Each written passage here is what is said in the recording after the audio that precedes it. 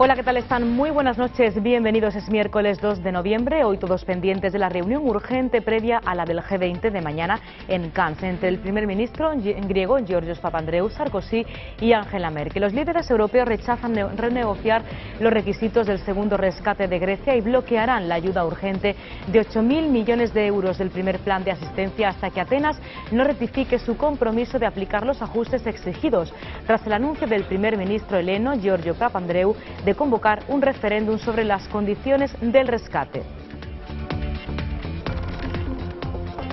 Y la reacción de las bolsas de toda Europa no se hizo esperar. La de Madrid registró ayer la sexta mayor caída del año en un 4,19%.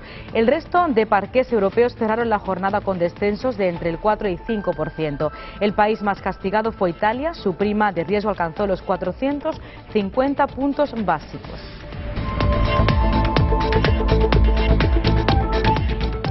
Y el segundo rescate de Grecia pone en duda la salvación del euro. Sobre esto se ha pronunciado hoy el portavoz económico del Partido Popular, Cristóbal Montoro, quien tras participar en los desayunos organizados por el Fórum Europa, ha insistido en que Europa no tendrá moneda única si los gobiernos europeos no cumplen las reglas de estabilidad presupuestaria.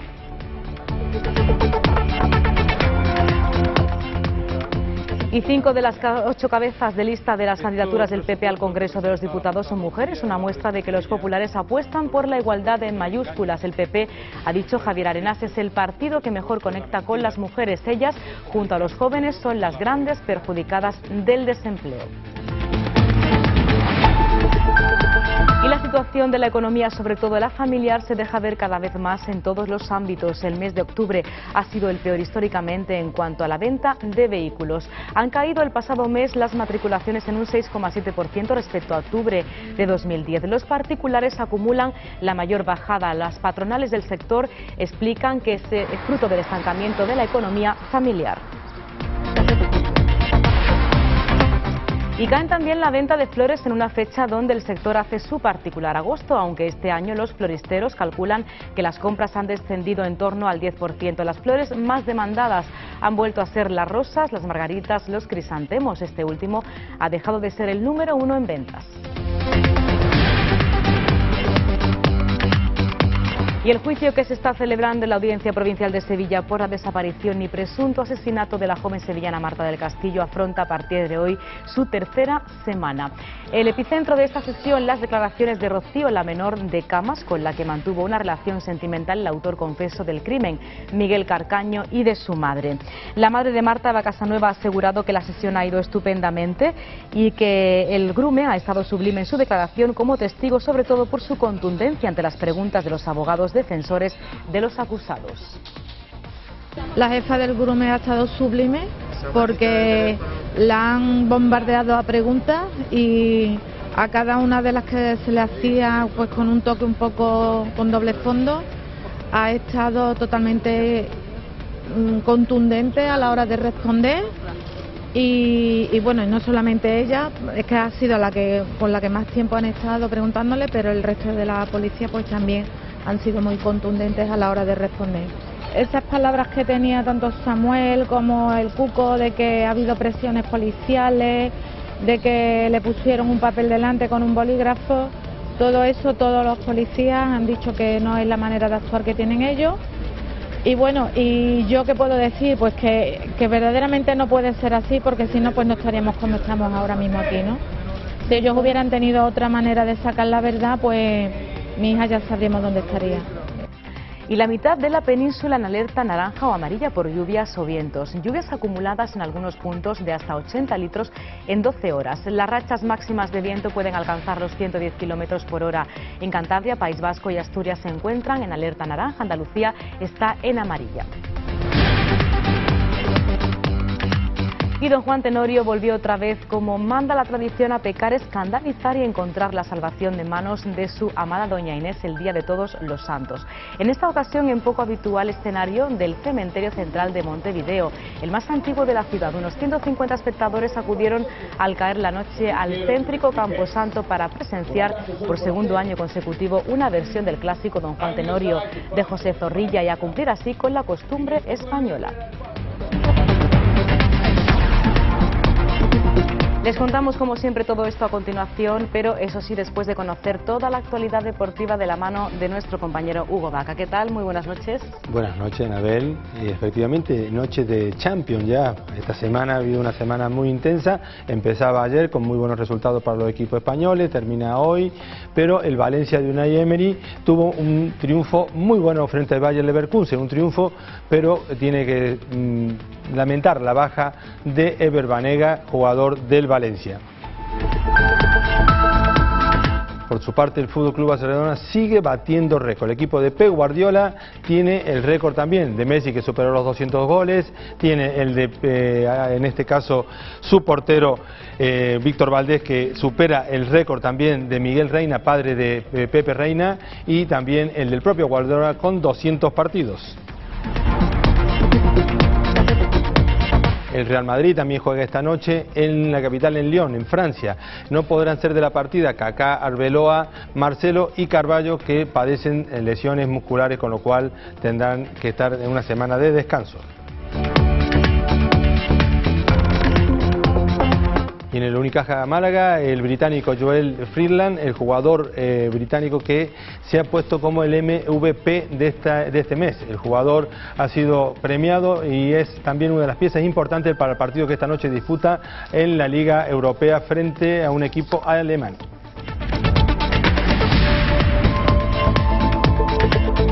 Se lo contamos a continuación, pero antes vamos a hacer un repaso por otras noticias de esta jornada.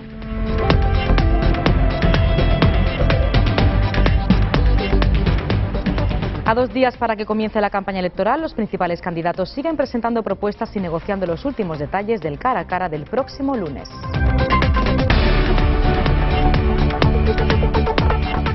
Santiago y Rosa del Valle podrían ser absueltos del asesinato de la pequeña nubense Mariluz Cortés. El Tribunal Supremo, tras el recurso presentado por los abogados defensores, revisará sus penas. Hoy les invitamos a retroceder en el tiempo desde el centro de Málaga gracias a un mercado medieval, iniciativa de la Asociación de Empresarios para dinamizar el sector.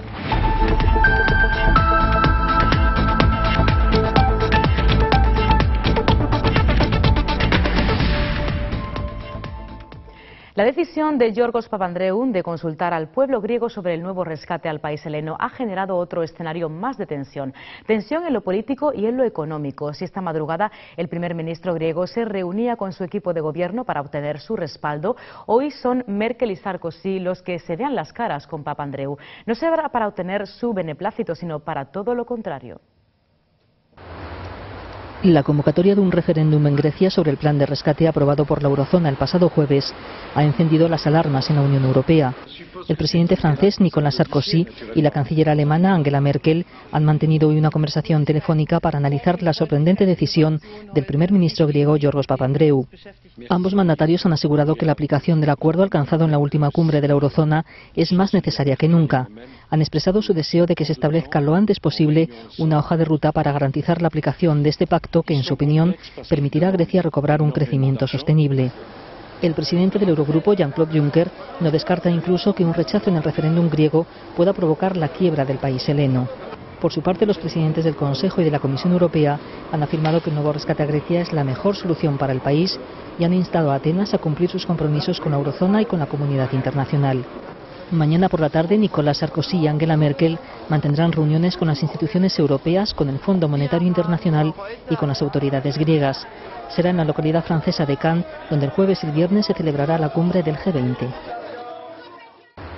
El anuncio del referéndum en Grecia sobre el plan de rescate ha sido muy mal recibido en las bolsas europeas, que han comenzado la sesión de hoy con descensos generalizados de entre el 3 y el 4%. En España, el IBEX 35 perdía a primera hora el 3,18%, una caída superada por Frankfurt con el 3,87%, por Milán con el 3,83% y por París con el 3,53%, en todos los casos lastrados por las caídas de los bancos. También se ensanchaban las primas de riesgo o sobrecoste que los inversores exigen por la compra de deuda nacional frente a la alemana, considerada más segura. Así, la de España alcanzaba un máximo de 376 puntos básicos, más de 25 por encima del cierre de la víspera, en tanto que la de Grecia subía hasta 2.176 y la de Portugal superaba los 1.000. Por lo que respecta al riesgo país de Italia, aumentaba a esta hora hasta 438 puntos básicos, con el rendimiento del bono italiano a 10 años por encima del 6,2%, su tasa más alta de los últimos 12 meses. Y el segundo rescate de Grecia pone en duda la salvación del euro. Sobre esto se ha pronunciado hoy el portavoz económico del Partido Popular, Cristóbal Montoro, quien tras participar en los desayunos organizados por el Fórum Europa, ha insistido en que Europa no tendrá moneda única si los gobiernos europeos no cumplen las reglas de estabilidad presupuestaria. En declaraciones a los periodistas, el coordinador económico del Partido Popular, Cristóbal Montoro, ha asegurado sobre el referéndum de Grecia que se deben respetar las decisiones de un gobierno legítimo por el bien de la construcción de la Unión Europea. En este sentido, el portavoz popular ha apuntado que el ingreso de los países en el euro debe ser voluntario y que, por tanto, son las instituciones públicas las que tienen que decidir si este proyecto es adecuado o no. Europa no tendrá moneda única si los miembros del club no cumplen las reglas de estabilidad de precios y de estabilidad presupuestaria. ¿Por qué? Pues porque sencillamente estarían haciendo competencia desleal, estarían rompiendo las reglas de lo que debe ser una unión monetaria y por tanto no hay que darle mayor sentido a lo que nos está ocurriendo.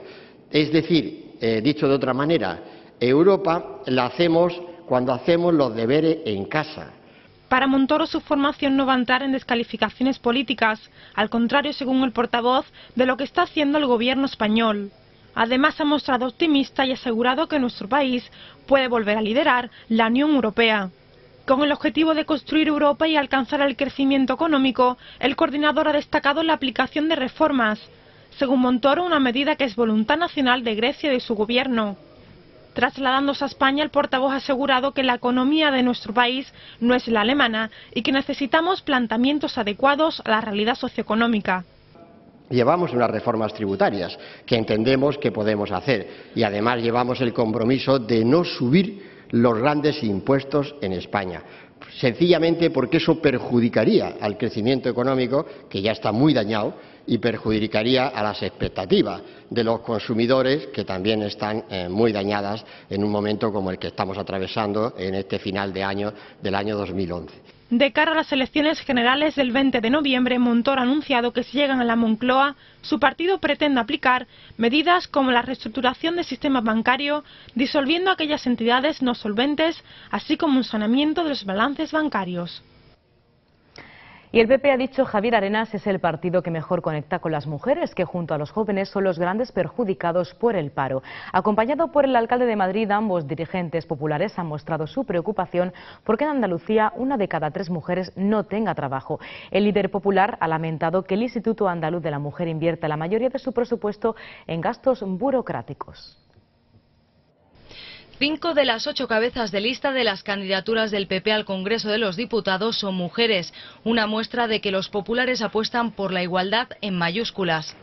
El PP, ha dicho Javier Arenas, es el partido que mejor conecta con las mujeres. Ellas, junto a los jóvenes, son las grandes perjudicadas del desempleo.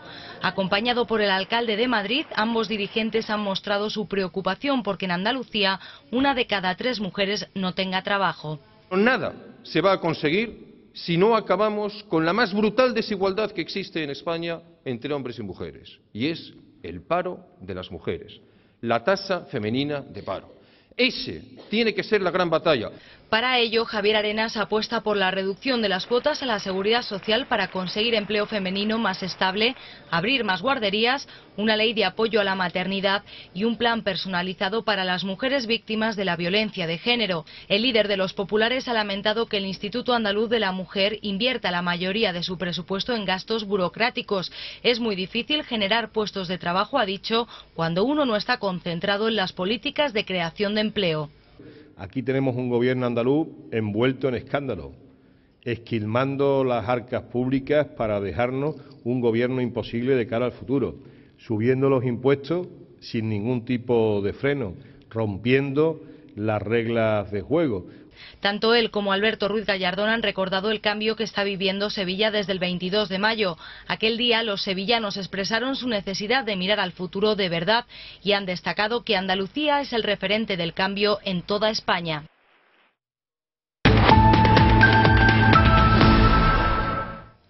Y a menos de 2 días para que comience de forma oficial la campaña electoral, el Partido Popular ha hecho público su programa electoral. Ha sido colgado en Internet en las páginas web pp.es y rajoy.es, un programa que consta de 400 propuestas divididas en 4 bloques y con el objetivo principal de crear empleo. Si gana las elecciones, el PP ha anunciado que creará un fondo de capitalización individual para cada trabajador que incluya la cobertura frente al desempleo y favorezca la movilidad. El programa electoral completo del Partido Popular puede consultarse ya en su página web pp.es y en la de su líder rajoy.es. Son un total de 214 páginas con algo más de 400 medidas aprobadas el lunes en Santiago de Compostela por el Comité Ejecutivo Nacional. Un centenar de las consideradas más importantes ya habían sido adelantadas por el partido este fin de semana. Al acceder a la página, los internautas pueden optar por entrar en el programa completo desde un banner inicial bajo el título Nuestro programa, lo que España necesita. Y tras hacerse público los planes del futuro del Partido Popular, el candidato socialista a llegar a la Moncloa los criticaba, afirmando que es claramente un programa de derechas. Alfredo Pérez Rubalcaba ha comparado el programa claro y concreto con el que su partido concurrirá a las elecciones generales con el oscuro que, a su juicio, ha aprobado el Partido Popular. Rubalcaba, que ha situado el programa del PP en la ambigüedad calculada y ha acusado al candidato popular de no querer comprometerse con ninguna medida. De ambigüedad calculada. Así ha tildado el candidato socialista a la presidencia del Gobierno el programa electoral con el que el Partido Popular concurre a las próximas elecciones y que ha hecho público hoy a través de su página web. Para Alfredo Pérez Rubalcaba, el líder de los populares no habla con claridad en sus propuestas sobre lo que va a hacer. Y no lo hace porque es la presidenta de la Comunidad de Madrid la que lo cuenta con sus políticas. Rajoy calla y Esperanza otorga, ha sentenciado Rubalcaba. Y cuando uno ve el presupuesto, por ejemplo, de la Comunidad de Madrid, pues la ecuación sí cuadra. Rajoy rebaja los impuestos de la renta del capital, recauda menos en el Estado y Esperanza recorta más la sanidad y la educación. Entonces la ecuación cuadra. Y se llama política de derechas, no es nada que no sepamos. En un acto celebrado en el madrileño distrito de la Arganzuela para dar a conocer la candidatura que los socialistas presentan en Madrid y que el propio Pérez Rubalcaba encabeza, el aspirante socialista a la Moncloa ha asegurado que se ha producido una recaída de la crisis económica, con el consiguiente crecimiento del desempleo. Por eso ha instado a revisar las políticas económicas. Que no podemos hacer solo políticas de ajuste, que tenemos que hacer políticas de inversión para crear empleo y hacerlo desde el sector público y en el marco de la Unión Europea. Preguntado por la intención de Grecia de supeditar a un referéndum la aplicación del rescate aprobado por la eurozona, Rubalcaba ha dicho que es una mala decisión, porque pospone la solución a la estabilidad financiera que necesita Europa. Y hablando de campaña electoral, han aparecido en colegios de una zona de Sevilla material de campaña del Partido Socialista, algo que contradice la normativa, puesto que todavía no hemos entrado en el calendario oficial electoral. Carteles de publicidad preelectoral del candidato socialista Alfredo Pérez Rubalcaba aparecían esta semana en edificios públicos de un barrio de Sevilla, entre ellos un colegio infantil y primaria, lo que contraviene la normativa electoral y además supone el incumplimiento del acuerdo alcanzado por PSOE y PP para no colocar propaganda hasta que dé comienzo la campaña del 20N. En concreto, banderolas con el lema Rubalcaba sí aparecían colgadas en los muros de un colegio público de primaria infantil y en un centro de asociaciones, así como en una valla publicitaria junto a una biblioteca pública. Se desconoce también de dónde ha partido la autorización para que se permitiera su colocación en estos lugares. El presidente del PP andaluz, Javier Arenas, anunciaba que su formación pondrá en conocimiento de la Junta Electoral estos hechos para que tome las medidas oportunas. Las banderolas seguían colgadas en estos edificios, a pesar que desde el PSOE se aseguró que las retirarían de manera inmediata. Y Televisión Española acogerá el gran debate de las elecciones generales el próximo 9 de noviembre, en el que debatirán Ramón Jáuregui del PSOE, Alberto Ruiz Gallardón, PP, Josué Erkoreka, PNV y Pere Macías Ciarau de CiU. Televisión Española ha ofrecido este debate a los partidos políticos con grupo parlamentario, que podrá seguirse a través de Radio Nacional de España y RTVE.es. Este debate en Televisión Española se emitirá 2 días después del que protagonizarán el socialista Alfredo Pérez Rubalcaba y el popular Mariano Rajoy. Jáuregui y Gallardón debate en Televisión Española. El ministro de la Presidencia y el alcalde de Madrid medirán sus fuerzas y su oratoria en el debate a 5 que se celebrará el próximo día de noviembre y que reunirá a las fuerzas políticas con grupo parlamentario propio, es decir, a PSOE, PP, CiU, PNV y el bloque formado por Izquierda Unida, ERC e ICV. Este debate a 5 durante la campaña de las elecciones generales del 20 de noviembre fue propuesto por el Consejo de Administración del ente público y autorizado por la Junta Electoral Central. Se suma así al que mantendrán los candidatos del PP y del PSOE a la Moncloa, Mariano Rajoy y Alfredo Pérez Rubalcaba en la misma cadena.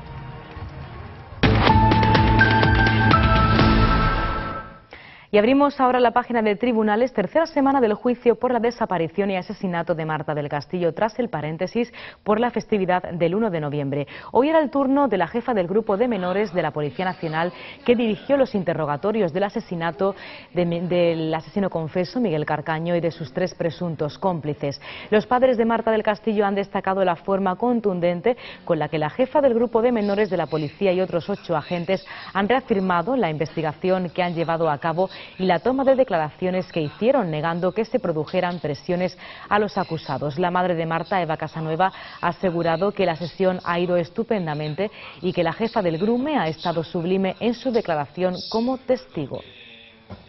En la séptima sesión del juicio por la violación y asesinato de Marta del Castillo, la jefa del grupo de menores de la policía ha asegurado que no existe evidencia científica que implique a Samuel Benítez, uno de los 4 acusados. Además, otro policía ha detallado que el asesino confeso, Miguel Carcaño, le confesó durante un traslado que había matado a la joven sevillana e incluso les precisó el lugar del puente sobre el que la habían arrojado. Un agente también ha detallado cómo el cuco se derrumbó y admitió su participación en los hechos. En el traslado le informamos al menor de que se había encontrado perfil genético de él junto con el de Marta. Entonces en ese momento él comenzó a llorar y espontáneamente nos manifestó que sí, que se encontraba en el domicilio de León 13 junto con Miguel en la habitación de este y que vio a Marta muy ensangrentada y que también había llamado a Samuel por teléfono. Tras esta declaración, el cuco habló con su abogado y cambió su versión de los hechos, negando en todo momento que participara en lo ocurrido en el piso de León 13 el 24 de enero de 2009. Para mañana está prevista la declaración como testigo de la última novia de Carcaño, residente en Camas y aún menor de edad. Bueno, pues yo espero que la menor de Camas, si supiera algo más de lo que ha dicho hasta ahora, que lo diga, porque ya llevamos mucho tiempo sufriendo. Sabemos que pues esa familia de cierta manera sabía muchas cosas desde el principio y espero que esta niña simplemente que cuando se sienta ahí pues diga la verdad. Además de la menor, también declarará como testigo su madre, que fue quien entregó a la policía la ropa que había usado Carcaño durante los hechos y que siempre ha negado saber nada de lo ocurrido. Y hoy también arrancaba el juicio al menor acusado de matar a la niña malagueña María Esther Jiménez el pasado mes de enero en Arriate. Han pasado 9 meses y medio desde que el cadáver de la pequeña de 13 años fuera encontrado por la Guardia Civil en una caseta de una piscina abandonada a las afueras del pueblo. A pocos metros del cuerpo, los agentes encontraron una piedra de gran tamaño con restos de sangre de la menor y de su presunto asesino. Rubén será juzgado por el asesinato de la niña y se enfrenta a la petición de pena más dura que contempla la legislación de menores. Tanto el fiscal como la acusación particular piden para él 8 años de internamiento y 5 de libertad vigilada. Por su parte, la defensa del menor solicitará la absolución y ha citado a unos 30 testigos para tratar de probar que la caseta abandonada era frecuentada por numerosos jóvenes del pueblo para sus contactos sexuales. Hablamos de otro juicio. El Supremo revisará hoy la condena de los del Valle por el asesinato de la pequeña onubense Mariluz Cortés. Los magistrados de alto tribunal estudiarán a puerta cerrada los recursos presentados por los 2 acusados contra la sentencia dictada por la Audiencia de Huelva. Santiago del Valle fue condenado a 22 años de prisión y su hermana Rosa 9. Los letrados de ambos acusados presentaron en mayo un recurso de casación ante el Supremo por haberse producido un quebrantamiento de forma y, según ellos, la vulneración del derecho a la presunción de inocencia. Según los abogados, el tribunal tendría que haber concedido la práctica de una prueba que denegó. Tenía un niño de 10 años y 2 niñas. Y cambiamos de asunto, les hablamos de estos temas mañana cuando tengamos más información. Hablamos ahora de la banda terrorista ETA y de su entorno, porque la Audiencia Nacional juzga a partir de este miércoles al exjefe militar de ETA, Francisco Javier García Gaztelu, conocido como Chapote, y los etarras Andoni Otegi, Óscar Celarín y Juan Carlos Besance por el asesinato el 14 de julio de 2001 del edil de UPN de Leiza, Navarra, José Javier Mújica Ascidia. El fiscal Carlos Bautista solicita a la sección cuarta de la Sala de lo Penal que imponga a los acusados penas de entre 38 y 48 años de cárcel. Frío e impasible ha permanecido el ex jefe militar de ETA, Francisco Javier García Gaztelu, alias Chapote, durante la vista en la Audiencia Nacional en la que se le juzgaba hoy, junto a otros 3 miembros del comando Argala de ETA, por el asesinato en 2001 del concejal de UPN en Leiza, José Javier Mújica. Una frialdad que ha mantenido durante el sobrecogedor relato de la viuda de Mújica, lo que ha llevado a la propia juez a mostrar su indignación cuando pensaba que los micrófonos estaban cerrados.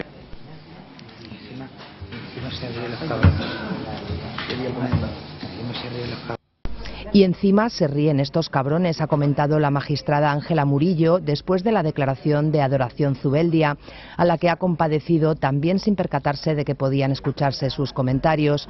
La viuda de José Javier Mújica ha explicado entre sollozos cómo se asomó al balcón tras la explosión y vio el cuerpo de su marido. Lo vi que estaba contra un arbusto, de la furgoneta contra un arbusto, la explosión le había tirado a un arbusto.